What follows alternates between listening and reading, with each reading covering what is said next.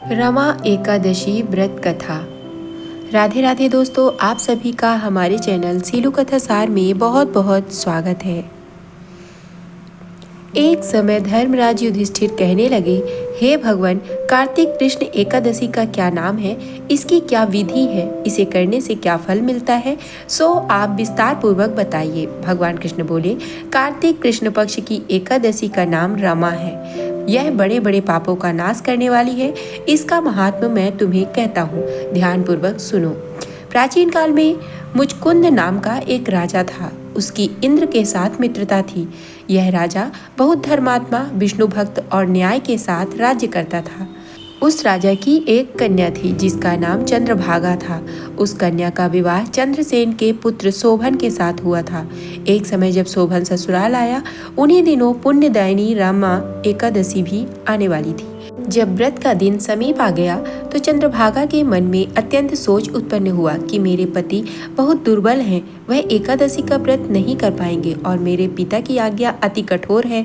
यह बात जब उसने शोभन को बताई तो शोभन को अत्यंत चिंता हुई और अपनी पत्नी से कहने लगा, अब क्या करना चाहिए, मैं किसी प्रकार भी भूख सहन नहीं कर सकूंगा।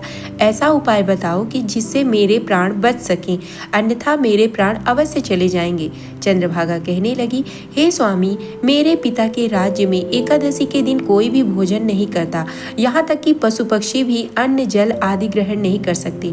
फिर मनुष्य का तो कहना ही क्या है। यदि आप भोजन करना चाहते हैं तो किसी दूसरे स्थान पर चले जाइए, क्योंकि यदि आप यहाँ रहेंगे तो आपको अवश्य ही व्रत करना होगा।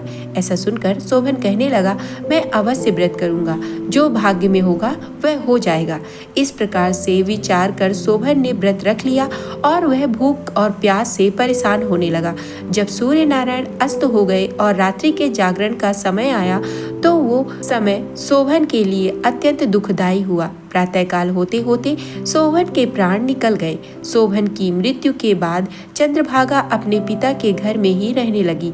रमा एकादशी के प्रभाव से शोभन को मंदराचल पर्वत पर धन धान्य से युक्त तथा शत्रुओं से रहित एक सुंदर देवपुर प्राप्त हुआ।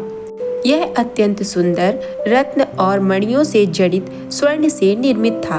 एक समय मुचकुंद नगर में रहने वाले एक सोम शर्मा नामक ब्राह्मण तीर्थ यात्रा करते हुए देवपुर में जा पहुंचे और उन्होंने शोभन को पहचान लिया। शोभन भी उन्हें पहचान कर उनके पास आया और प्रणाम कर बोला, हे ब्राह्मण, राजा मुचकुंद और मेरी पत्नी कुशल हैं? तो ब्राह्मण बोले, जी हाँ, नगर में सब प्रकार से कुशलता है, परंतु हे राजन, हमें आश्चर्य हो रहा है। आप अपना वृतांत कहिए। ऐसा सुंदर नगर जो ना कभी देखा ना सुना, आपको कैसे प्राप्त हुआ? शोभन ने कहा, मैंने इस व्रत को श्रद्धा रहित होकर किया है, अतः यह सब अस्थिर है। यदि आप मुचकुंद की कन्या चंद्रभागा को यह सब वृतांत कहें तो यह नगर स्थिर हो सकता है। यह सुनकर ब्राह्मण ने अपने नगर लौटकर चंद्रभागा को सारा वृतांत कह सुनाया। ब्राह्मण के वचन सुनकर चंद्रभागा बहुत प्रसन्न हुई और बोली, यह सब बातें आपने प्रत्यक्ष देखी हैं, यह स्वप्न की बात कर रहे हैं। ब्राह्मण बोले, पुत्री, मैंने तुम्हारे पति को प्रत्यक्ष देखा है, साथ ही किसी से विजय ना होने वाला देवताओं के नगर के समान उसका नगर भी देखा है। चंद्रभागा कहने लगी, आप मुझे वहां ले चलें, मुझे मेरे पति के दर्शन की तीव्र लालसा हो रही है। तब वह ब्राह्मण सोम शर्मा चंद्रभागा को लेकर मदरांचल पर्वत के समीप वामदेव ऋषि के आश्रम पर गए। वामदेव जी ने सारी बात सुनकर देव मंत्रों के उच्चारण से चंद्रभागा का अभिषेक कर दिया। तब ऋषि के मंत्र के प्रभाव और एकादशी के व्रत से चंद्रभागा का शरीर दिव्य हो गया और दिव्य गति को प्राप्त हुई। इसके बाद प्रसन्नता के साथ अपने पति के निकट पहुंच गई। अपने प्रिय पति को देखकर शोभन अति प्रसन्न हुई। चंद्रभागा कहने लगी, हे प्राणनाथ, आप मेरे पुण्य को ग्रहण कीजिए। अपने पिता के घर जब मैं 8 वर्ष की थी तब से विधि पूर्वक एकादशी के व्रत को श्रद्धा पूर्वक करती आ रही हूँ।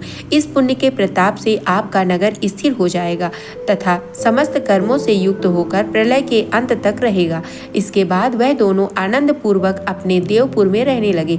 आगे भगवान श्री कृष्ण कहते हैं, हे राजन, मैंने आपको रमा एकादशी का महात्म्य कहा है। जो मनुष्य इस व्रत को करते हैं उनके ब्रह्म हत्या समस्त पाप नष्ट हो जाते हैं। जो मनुष्य इस महात्म्य को पढ़ते हैं और सुनते हैं वे समस्त पापों से छुटकारा पाकर विष्णु लोक को प्राप्त होते हैं। बोलिए भगवान विष्णु की जय। अगर आपको कथा पसंद आई हो तो वीडियो को एक लाइक जरूर कर दीजिएगा और हमारे चैनल को सब्सक्राइब कर लीजिएगा। मिलते हैं अगले वीडियो में, तब तक के लिए राधे राधे।